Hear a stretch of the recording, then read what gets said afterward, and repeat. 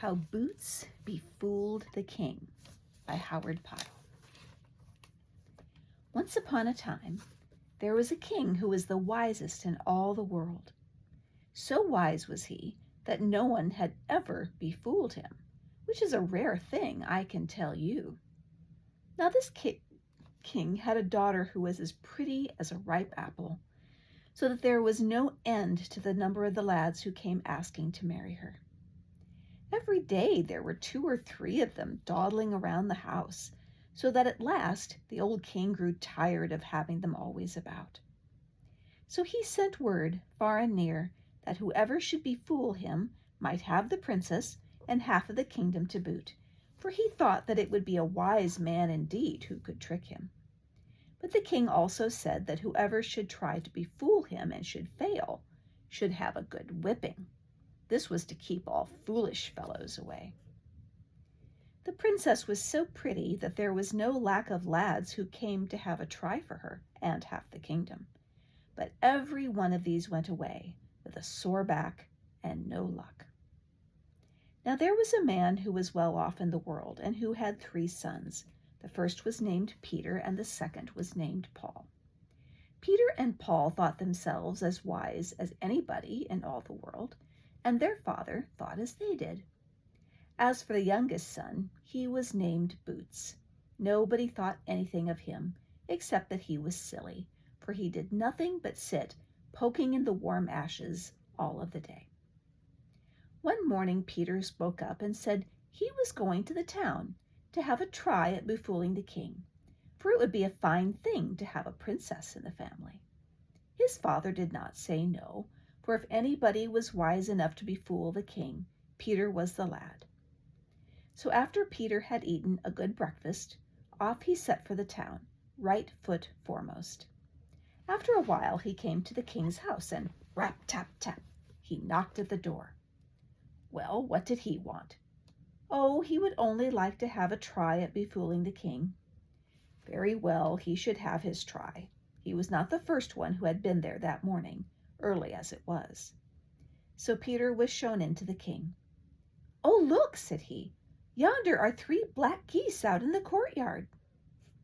But no, the king was not to be fooled so easily as all that. 1 goose is enough to look at a time, said he. Take him away and give him a whipping. And so they did, and Peter went home bleating like a sheep. One day Paul spoke up. I should like to go and have a try for the princess too, said he. Well, his father did not say no, for after all, Paul was the more clever of the 2. So off Paul went as merrily as a duck in rain. By and by he came to the castle, and then he too was brought before the king, just as Peter had been. Oh, look, said he, yonder is a crow sitting in the tree with 3 white stripes on his back. But the king was not so silly as to be fooled in that way. Here is a jack, said he, who will soon have more stripes on his back than he will like. Take him away and give him his whipping. Then it was done as the king had said, and Paul went away home, bawling like a calf. One day, up spoke Boots. I should like to go and have a try for the pretty princess too, said he. At this they all stared and sniggered. What, he go where his clever brothers had failed and had nothing to show for the trying but a good beating? What had come over the lout? Here was a pretty business, to be sure. That was what they all said. But all of this rolled away from Boots like water from a duck's back. No matter, he would like to go and have a try like the others. So he begged and begged until his father was glad to let him go to be rid of his teasing, if nothing else. Then Boots asked if he might have the old tattered hat that hung back of the chimney. Oh, yes, he could have that if he wanted it, for nobody with good wits was likely to wear such a thing. So Boots took the hat, and after he had brushed the ashes from his shoes, set off for the town, whistling as he went. The first body whom he met was an old woman with a great load of earthenware pots and crocks on her shoulders. Good day, mother, said Boots. Good day, son, said she. "What will you take for all your pots and crocks?" said Boots.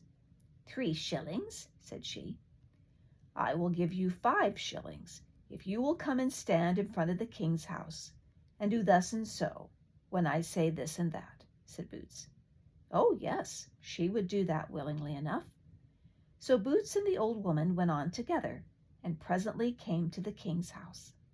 When they had come there, Boots sat down in front of the door, and began bawling as loud as he could. "No, I will not.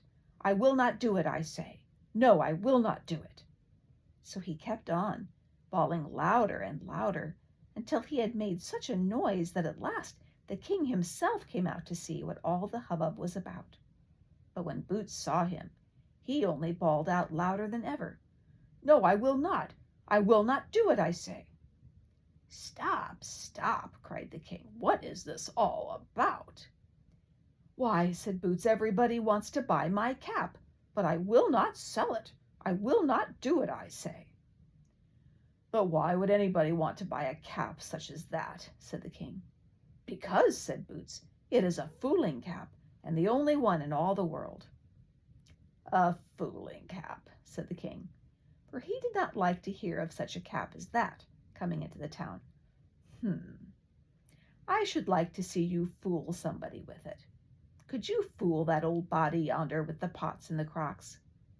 "Oh, yes, that is easily done," said Boots, and without more ado he took off his tattered cap and blew into it. Then he put it on his head again and bawled out, "Break pots, break pots." No sooner had he spoken these words than the old woman jumped up and began breaking and smashing her pots and crocks as though she had gone crazy. That was what Boots had paid her 5 shillings for doing, but of it the king knew nothing. "Oh," he said to himself, "I must buy that hat from the fellow, or he will fool the princess away from me for sure and certain." Then he began talking to Boots as sweetly as though he had honey in his mouth. Perhaps Boots would sell the hat to him. Oh, no, Boots could not think of such a thing as selling his fooling cap. Come, come, the king wanted that hat, and sooner than miss buying it, he would give a whole bag of gold money for it. At this Boots looked up and looked down, scratching his head. Well, he supposed he would have to sell the hat sometime, and the king might as well have it as anybody else. But for all that, he did not like parting with it. So the king gave Boots the bag of gold, and Boots gave the king the old tattered hat, and then he went on his way. After Boots had gone, the king blew into the hat, and blew into the hat, but though he blew enough breath into it to sail a big ship, he did not befool so much as a single titmouse. Then at last he began to see that the fooling cap was good on nobody else's head but Boots, and he was none too pleased at that, you may be sure. As for Boots, with his bag of gold, he bought the finest clothes that were to be had in the town, and when the next morning had come, he started away, bright and early, for the king's house. "I have come," said he, "to marry the princess, if you please." At this the king hemmed and hawed and scratched his head. Yes, Boots had befooled him, sure enough, but after all he could not give up the princess for such a thing as that. Still, he would give Boots another chance. Now, there was the high counselor, who was the wisest man in all the world. Did Boots think he could fool him also? Oh, yes, Boots thought it might be done. Very well, if he could befool the high counselor so as to bring him to the castle the next morning against his will, Boots should have the princess and the half a kingdom. If he did not do so, he should have his beating. So Boots went away, and the king thought that he was rid of him now for good and all. As for the high counselor, he was not pleased with the matter at all, for he did not like the thought of being fooled by a clever rogue and taken here and there against his will. So when he had come home, he armed all of his servants with blunderbusses, those are very old guns, and then waited to give Boots a welcome when he should come. But Boots was not going to fall for any such trap as that. No, indeed, not he. The next morning he went quietly and bought a fine large meal sack. Then he put a black wig over his beautiful red hair so that nobody would know him. After that he went to the place where the high counselor lived, and when he had come there, he crawled inside the sack and lay just beside the door of the house. By and by came one of the maidservants to the door, and there lay the great meal sack with somebody in it. "Ach," she cried, "who is there?" But Boots only said, "Shh." Then the serving maid went back into the house and told the high counselor that one lay outside in a great meal sack, and that all he said was, "Shh." So the counselor went himself to see what it was all about. "What do you want here?" said he. "Shh," said Boots, "I am not to be talked to now. This is a wisdom sack, and I am learning wisdom as fast as a drake can eat peas." "But what wisdom have you learned?" said the counselor. Oh, Boots had learned wisdom about everything in the world. He had learned that the clever scamp who had fooled the king yesterday was coming with 17 tall men to take the high counselor willy-nilly to the castle that morning. When the high counselor heard this, he felt a trembling until his teeth rattled in his head. "And have you learned how I can get the better of this clever scamp?" said he. Oh, yes, Boots had learned that easily enough. So good. Then if the wise man in the sack would tell the high counselor how to escape the clever rogue, the high counselor would give the wise man $20. But no, that was not to be done. Wisdom was not bought so cheaply as the high counselor seemed to think. Well, the counselor would give him $100 then. That was good. $100 was $100. If the counselor would give him that much, he might give it into the sack himself, and then he could learn all the wisdom that he wanted, and more besides. So Boots crawled out of the sack, and the counselor paid his $100 and crawled in.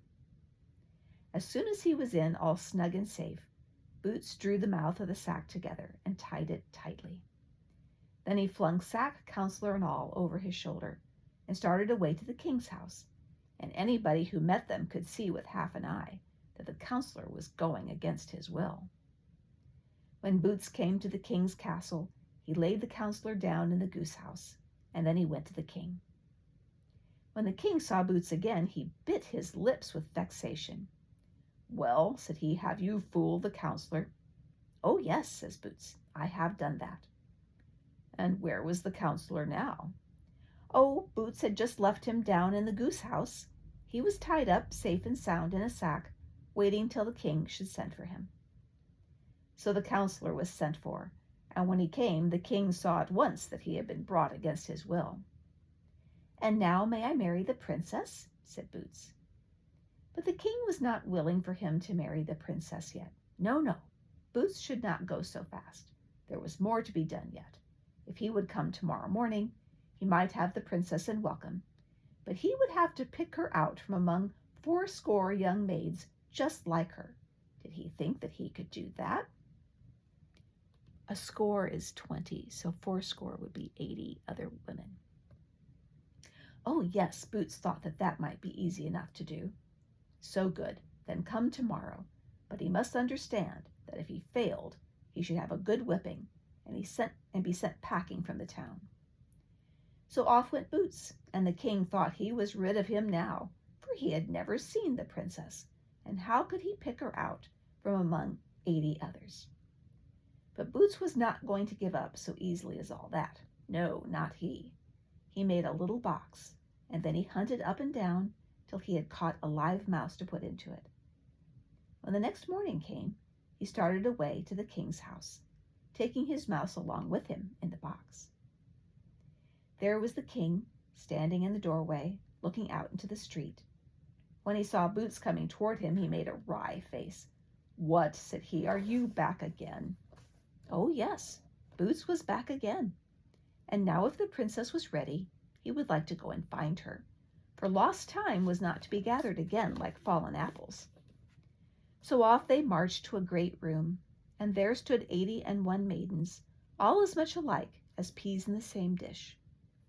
Boots looked here and there, but even if he had known the princess, he could not have told her from the others. But he was ready for all that. Before anyone knew what he was about, He opened the box, and out ran the little mouse among them all. Then what a screaming and hubbub there was! Many looked as though they would have liked to swoon, but only one of them did so. As soon as the others saw what had happened, they forgot all about the mouse, and ran to her, and fell to fanning her, and slapping her hands, and chafing her temples. "This is the princess," said Boots, and so it was. After that the king could think of nothing more to set Boots to do, so he let him marry the princess as he had promised, and have half the kingdom to boot. And that is all of this story. Only this: it is not always the silliest one that sits kicking his feet in the ashes at home.